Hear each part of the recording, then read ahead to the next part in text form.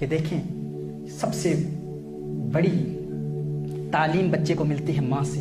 جب بچہ رحم مادر میں ہوتا ہے، ماں کے پیٹ میں ہوتا ہے، تو اس حوالے سے فیٹل ریئیکشنز ٹو ساؤنڈ یہ ایک کتاب ہے.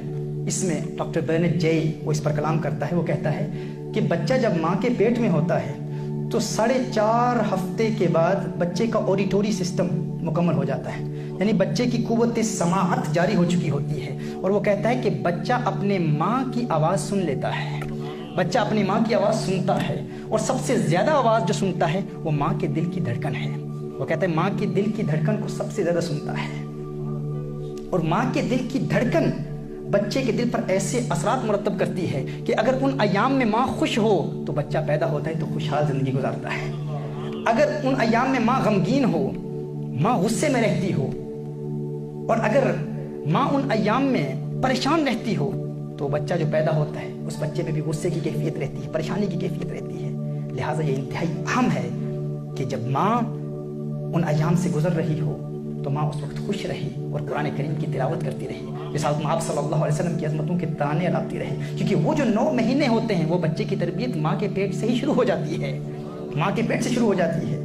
اور اس پر ڈاکٹر جان کیلی نے اس نے the secret life of an unborn child اس میں بڑا تفصیل سے کلام کیا ہے. وہ کہتا ہے کہ جب بچہ ماں کے پیٹ میں ہوتا ہے، جب رحم مادر میں ہوتا ہے، تو اس وقت بچہ جتنی آوازیں سنتا ہے اکثر آوازیں اسے زبانی یاد ہو جاتی ہیں. اب دیکھیں اس وقت اگر بچہ حرام گانے سن رہا ہو، موویز کی آواز سن رہا ہو، ماں ٹی وی کے سامنے بیٹھی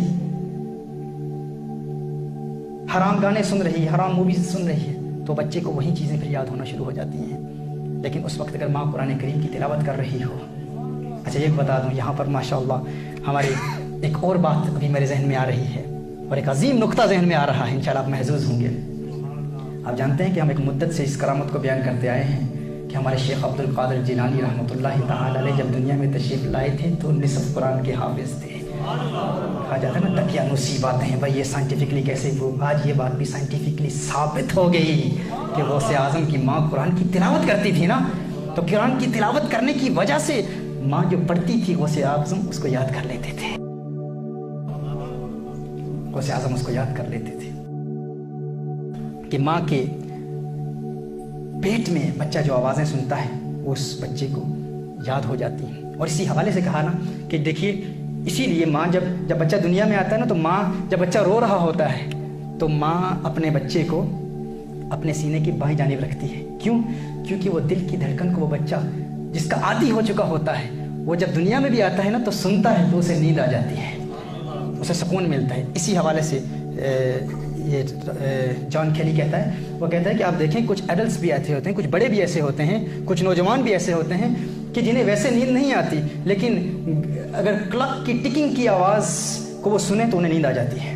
وہ کہتے ہیں یہ کیوں ہوتا ہے کہ اگر گھڑی کی ٹکنگ کی آواز، وہ جو گھڑی کی ٹک ٹک ٹک ٹک کو وہ سنتے ہیں انہیں آرام سے نیند آ جاتی ہے. یہ کیسے ہوتا ہے؟ کیونکہ ماں کے دل کی دھڑکن انہیں یاد ہوتی ہے اور گھڑی کی ٹکنگ کی آواز ماں کے دل کی دھڑکن سے ملتی ہے، جس کی وجہ سے انہیں آرام سے نیند آ جاتی ہے، سکون سے نیند آ جاتی ہے. تو یہ دل کی کیفیات ہیں محترم احبہ، یہ دل میں پیدا ہونے والی کیفیات ہیں. اچھا اس میں پھر یہ کلام کرتا ہے کہ ماں کے دل کی جو کیفیت ہے وہی بچے کے دل کی کیفیت ہوتی چلی جاتی ہے، بچے کے دل کی وہی کیفیت. اور جب بچہ دنیا میں آئے، اگر آپ اپنی اولاد کی پرورش دین اسلام کے مطابق کرنا چاہتے ہیں تو اپنی اولاد کو اللہ کے پیاروں کا قرب دیں.